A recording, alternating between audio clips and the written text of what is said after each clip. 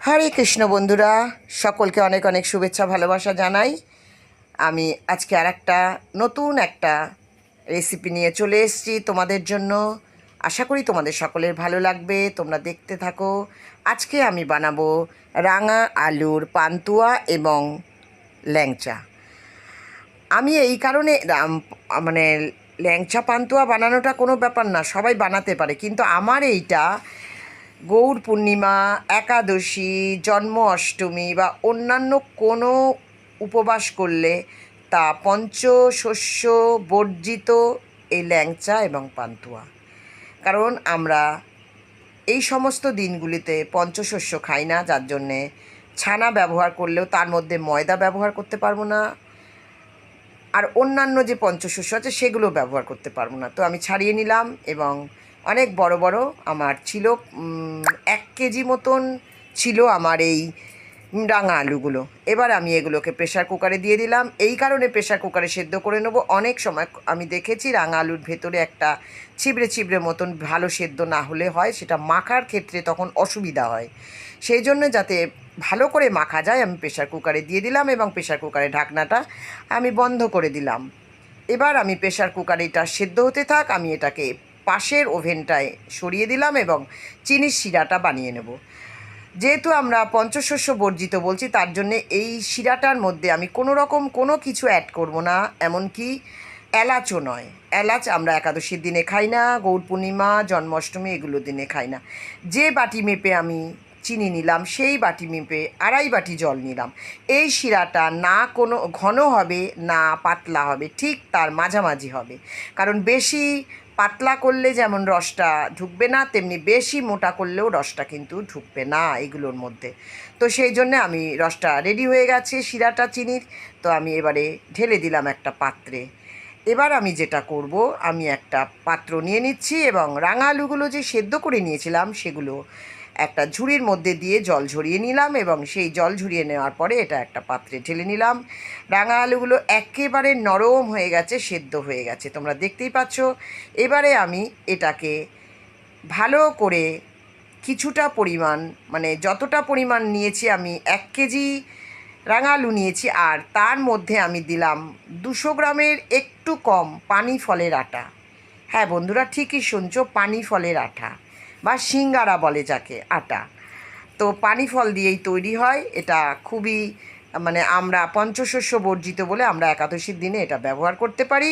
তো এটা দিয়ে আমি ভালো করে রাঙা আলুটাকে মাখবো এবং আমার 200 গ্রামের একটু কম লেগেছে, আগেই বললাম। তো এবার আমি এটার মধ্যে বারে বারে অল্প অল্প করে দিয়ে দিয়ে মাখবো। একদম শক্ত একটা মণ্ড কিন্তু এটা হবে না। বেশি দিয়ে দিলে রাঙা আলুটার যে স্বাদটা ওর ভেতরে সেটা কিন্তু পাওয়া যাবে না, তখন একটা আটা আটা ব্যাপার চলে আসবে। তো সেই জন্যে আমি 1 কেজির মধ্যে 200 গ্রামের একটু কম দিয়েছি। তো তোমরা সেইটা পরিমাণ মতন দেবে এবং এটাকে ভালো করে একদম মিহি করে মোলায়েম করে এটাকে মাখবো। দেখছো তোমরা, আমি ভালো করে ঠেসে ঠেসে যেভাবে ময়দা মাখে ওইভাবে আমি মেখে নিচ্ছি। তো এইটা মাখাটা যখন রেডি হয়ে যাবে তখন আমি হাতের মধ্যে একটু ঘি মাখিয়ে নিয়েছি এবং গোল গোল করে এগুলোকে বানিয়ে নেব, যেভাবে পান্তুয়া আমরা বানাই। কিন্তু একটা জিনিস লক্ষ্য রাখতে হবে, এটা বানিয়েই কিন্তু আমি করব না, এটা বানানোর পর কিছুক্ষণ আমি এটা রেস্টে রেখে দেবো। কারণ এইখানে আর একটা কাজ বাকি আছে, সেটা কিন্তু আমি করলাম না, পরে করব। আগে আমি বানিয়ে নিচ্ছি। আর যদি বানাতে বানাতে হাতে লেগে যায় তাহলে তোমরা ওই পানি ফলের আটাটা মধ্যে একটুখানি ওটাকে বুলিয়ে নিতে পারো, ঠিক আছে, মানে কোটিং করে নিতে পারো, কোনো অসুবিধা নেই তাতে। তো এবারে আমি সবগুলো বানিয়ে নিলাম এবং এগুলো বানিয়ে নিচ্ছি। আর ল্যাংচাগুলোকে আমি পরে বানাচ্ছি, সেটাও তোমাদের দেখাবো আমি। তো সমস্তগুলো এক এক করে বানিয়ে নিচ্ছি। আমার অনেকগুলোই হয়েছে, প্রচুর হয়েছে, মানে আমি গুনিনি, ভগবানের সেবার জিনিস তো আমি গুনি না। তো তার জন্যে আমি দেখাচ্ছি, এইগুলো ছাড়া আরও হয়েছে পরে। তো যাই হোক, এবার আমি কড়ার মধ্যে তেল দিয়ে দিয়েছি, সানফ্লাওয়ার অয়েল, অন্য কোনো তেলে আমি আজকে করব না, যেহেতু আমি বলেছি পঞ্চশস্য বর্জিত, একমাত্র সানফ্লাওয়ার অয়েল বা ঘি দিয়েই করতে পারি। আর তার মধ্যে বেশ কিছুটা পরিমাণ আমি দিয়ে দিলাম ঘি। এই ঘি আর তেলটা মিশে যাবে, মিশে গেলে তার ঘিয়ের যে গন্ধটা সেটা কিন্তু একটা ওই সমস্ত পান্তুয়াগুলোর মধ্যে এসে যাবে, ঠিক আছে? তো ওই জন্যে আমি ঘিটা আর তেলটা একসঙ্গে দিয়ে দিলাম, কিন্তু তেলটা মানে খুব বেশি গরম আমি করব না, যেভাবে সিঙাড়ার তেল আমরা গরম করি এবং আস্তে আস্তে করে ফ্লেমটা বাড়াই, এটাও ঠিক তাই করব। তো তেলটা আমার অনেকটা হয়ে গেছে। এবারে আমি যেটা করব, প্রত্যেকটা ওই যে গোলার ভেতরে আমি একটা করে কিশমিশ দিয়ে দেবো। এই দেখো, একটা করে কিশমিশ আমি দিয়ে দিচ্ছি, দিয়ে আবার গোলটাকে পাকিয়ে দিচ্ছি। ততক্ষণে এটা কিন্তু অনেকটা যে নরম ভাবটা ছিল একটুখানি টেনে গেছে। আর একটা আমি দিয়ে দেখে নিচ্ছি তেলটা কীরকম হয়েছে। এই রকম তেলেই, এই যে দেখছো হালকা করে বিজবিজ করে মানে উঠছে, সেইটাই ওই রকমই আমি তেলটা মানে গরম করে তার মধ্যে দেব। তো তেলটা আমি দেখতে পাচ্ছি আমার তেলটা হয়ে গেছে, আর একদম ফ্লেমটা আমি আস্তে করে দিলাম। এবং এবার এর মধ্যে একটা একটা করে যে পান্তুয়াগুলো আমি তৈরি করে রেখেছি সেগুলো ভাজার জন্য সেগুলোকে দিয়ে দেব। এবং তোমরা দেখতেই পাচ্ছ অনেকটা তেল আমি দিয়েছি, যাতে একদম ভেতরটা পর্যন্ত ভাজা হয়ে যায়, ওপরটা ভাজা। এই দেখো আমি ফ্লেমটা একেবারে কমিয়ে দিয়েছি, যার জন্য একদম আস্তে আস্তে হচ্ছে, খুব ধৈর্য নিয়ে এটাকে করতে হবে। এবং এটা ভাজার জন্য অনেকটা সময় লাগে, অনেকটা অপেক্ষা করতে হয়। তা ভালো কিছু করতে গেলে একটু তো ধৈর্য ধরে, আর রান্না মাত্রেই তো ধৈর্য ধরে করতে হয়, তাই না? তো ধৈর্য ধরতে হবে। আমি কিন্তু আজ সারাদিন উপোস করে আছি, তো কিন্তু তবুও আমি এগুলো ভগবানের জন্য বানাচ্ছি এবং তোমাদের সঙ্গে শেয়ার করছি। এবার ওদিকে ওটা হতে থাক, আমি এদিকে ল্যাংচাগুলো গড়ে নিই। একইভাবে একটু লম্বা লম্বা করে, যেভাবে ল্যাংচা হয় সেইভাবে আমি করে নিচ্ছি। আর ওদিকে কিছুটা পান্তুয়া রয়ে গেছে, তোমরা দেখতে পাচ্ছ 1 কেজিতে কতটা হয়েছে। তো এবারে আমি ল্যাংচাগুলো সব গড়ে নিচ্ছি এক এক করে।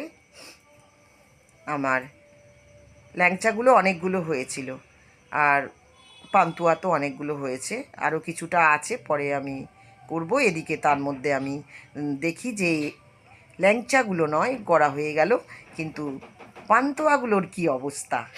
পান্তুয়াগুলো কিন্তু একেবারে লাল হয়ে গেছে, যেভাবে পান্তুয়ার রং হয়, দেখো কি সুন্দর রং হয়েছে।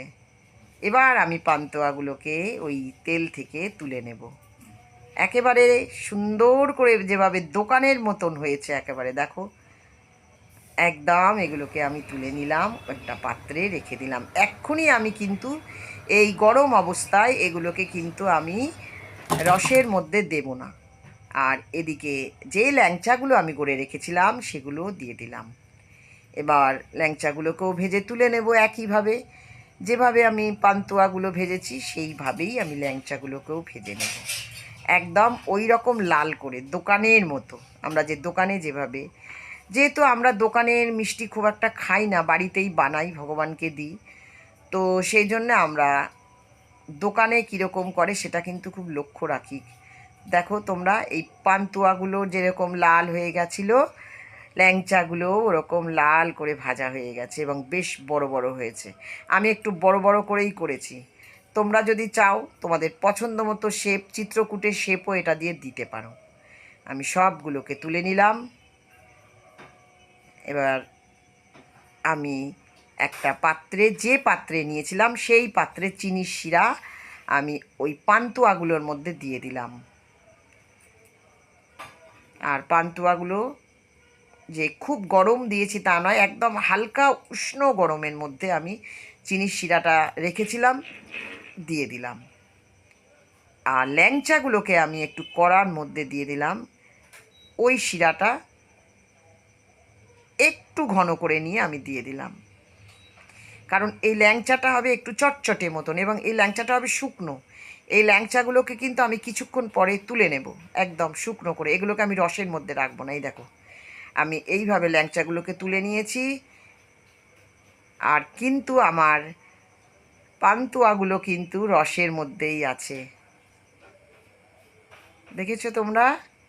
এবার আমি ভগবানকে ভোগ নিবেদন করে দিয়েছি। তোমরা দেখো কি কি ছিল। ল্যাংচা তো ছিলই, পান্তুয়া তো ছিলই, তার সঙ্গে ছিল আলু ভাজা, গোলমরিচ এবং বিট নুন দিয়ে আলুটা ভেজে, বড় বড় করে আলু কেটে ভেজে সেটাকে মাখিয়ে দিয়েছি।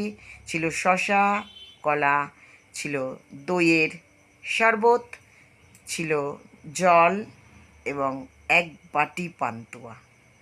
তো তোমরা সকলে ভোগ প্রসাদ দর্শন করো এবং ভগবানের কৃপা লাভ করো।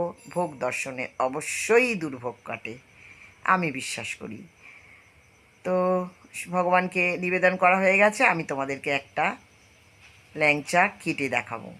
পান্তুয়াটা তো হয়েই যাবে নরম, কারণ কি রসের মধ্যে দেওয়া আছে। এ দেখো কত নরম হয়েছে। এটাকে কিন্তু আমি রসে দিয়েই তুলে নিয়েছিলাম। একদম সুন্দর সেদ্ধ হয়েছে। তোমাদের দেখাবো যে কিভাবে এর ভেতরটা কীরকম হয়েছে। যেহেতু এটা পানি ফলের আটা দিয়ে করা, তোমরা না খেলে বুঝতেই পারবে না। আমি যদি না বলে দিই তাহলে কিন্তু তোমরা বুঝতেই পারবে না যে এটা পানি ফলের আটা দিয়ে করা। এত সুন্দর এর স্বাদ, অথচ এর মধ্যে কিন্তু এলাচ পড়েনি, কারণ এটা যেহেতু পঞ্চশস্য বর্জিত, সেই জন্য আমরা কোনো মশলা এর ভেতরে দিতে পারবো না, দিইনি, আমরা দিই না। তো যাই হোক, আমার গোপু সোনাকে একটুখানি দিয়ে দিচ্ছি এবং তোমরা দেখো এটা ভেঙে যাওয়ার পরেও ভাঙেনি কিন্তু, মানে মাঝখান থেকে আমি কেটে দিলাম তোমাদের দেখানোর জন্য। তো আমার এই যে দুটো জিনিস তোমাদেরকে বানিয়ে দেখালাম, কেমন লাগলো বন্ধুরা জানাবে। আজ এই পর্যন্ত, ভালো থেকো।